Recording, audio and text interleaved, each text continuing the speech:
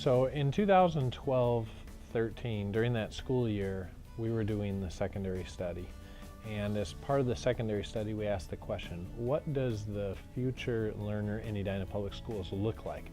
What do they accomplish? When they leave the system, what skills and attributes do they have? What does that learner profile of the future for Edina Public Schools look like? So we took all of that information and condensed it and looked for themes. And then those common themes represent the educational competencies.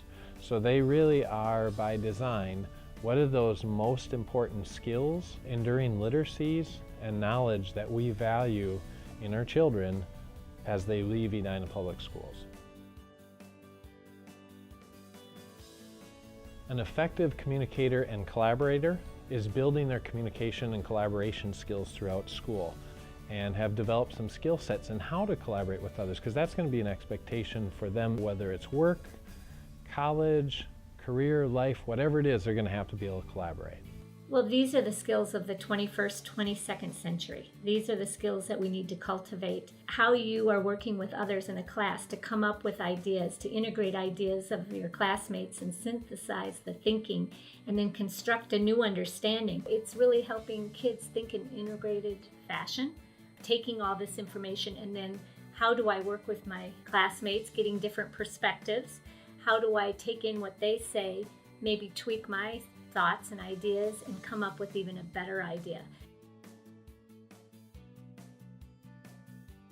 An innovative thinker and creator is one who pursues their curiosity. They have opportunity. They understand inquiry, and they understand how inquiry leads to knowledge.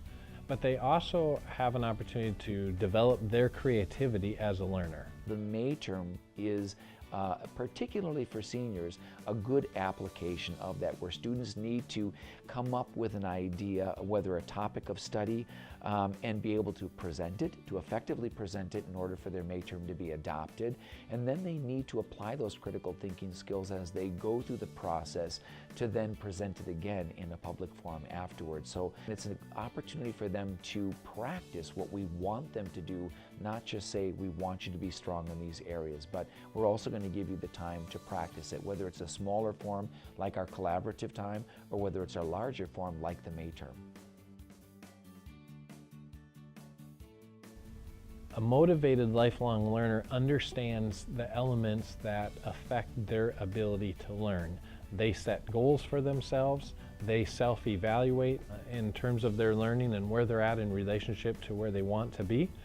They believe in continuous improvement and use that as a learner, and they possess a growth mindset. What elementary teachers are doing, they're working to build a growth mindset for their students through some effective teaching and some hard work and collaboration with the family, that they're going to grow significantly over the course of a year, or over their elementary career.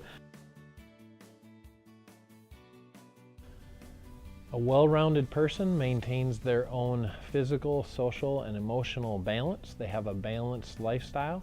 They are able to assess what factors are affecting my learning, and they understand that they are able to change their brain by the minute through exercise, through nutrition, through service, through the expression of gratitude.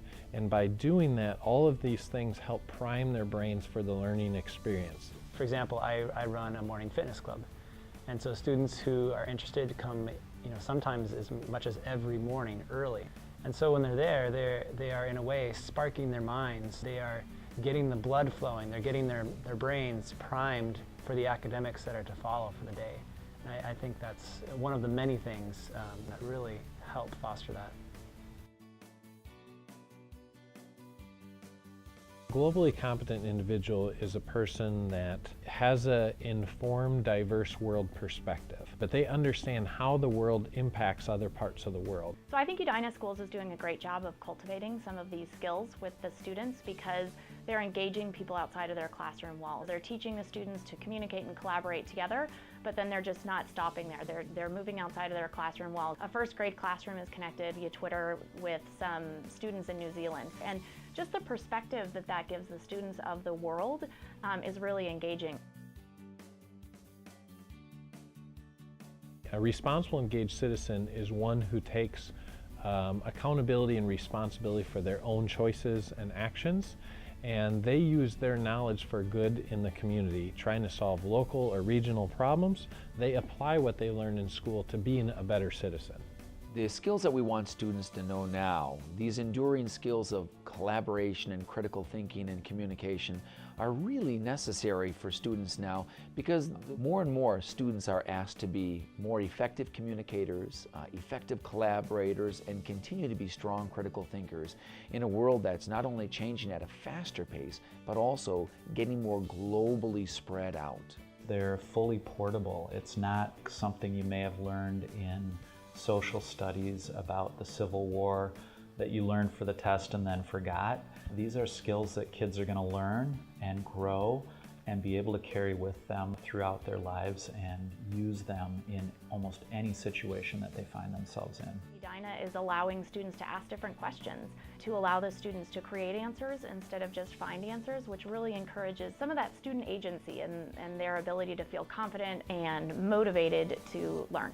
These new core competencies will prepare them for a faster paced society by not only exposing them to the opportunities, but allowing them to practice things that they will need to be successful in a society that no longer needs just good book smarts, but needs them to have some active skills. It's a way of saying it's not enough to just be good in core subjects that traditionally have been seen as the hub of the school. It is about the whole child. We are preparing students for a future that we can't even describe. We don't know what that future is going to look like, but what we do know is that there are basic kinds of skills. They're going to help them be successful in life, whether they're in college or if they enter right into the work world or throughout their career. These educational competencies really represent some of these timeless skills for kids to help them be successful in their future.